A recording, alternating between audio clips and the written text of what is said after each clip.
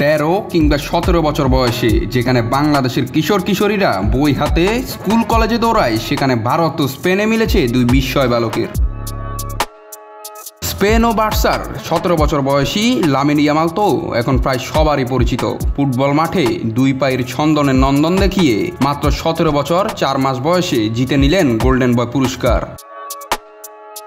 ইতালির ক্রীড়া সংবাদ মাধ্যম টাট্টোস্পোর্টে দেওয়া এই পুরস্কারটি 21 বছরের কম বয়সী ফুটবলারদের দেওয়া হলেও বর্তমানে সবচেয়ে কম বয়সী খেলোয়াড় হিসেবে রেকর্ড গড়ে এই পুরস্কারটি জিতে নেন লামিন ইয়ামাল। এই পুরস্কারের জন্য ইয়ামালের প্রতিদ্বন্দ্বী ছিলেন Alejandro Garnacho, Pau Cubarsi, Kobbie Mainoo, Savinho, Enrique ও আর্দা গুলাররা। অন্যদিকে ক্রিকেট মাঠে উত্তাপ ছড়িয়ে সবচেয়ে কম বয়সী প্লেয়ার হিসেবে নিজের নাম আইপিএলের নিলামে জমা দিয়েছিলেন ভারতের বৈভব সূর্যবংশী। 30 লাখ রুপি বৃত্তিমূল্যের 13 বছর বয়সী বৈভবকে দলে নিতে নিলামের হাটে রীতিমতো যুদ্ধ চালিয়েছেন রাজস্থান রয়্যালস ও দিল্লি ক্যাপিটালস।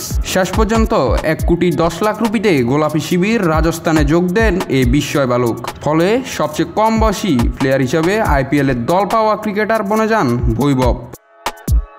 নাত রাহুল, নিউজ না স্পোর্টস।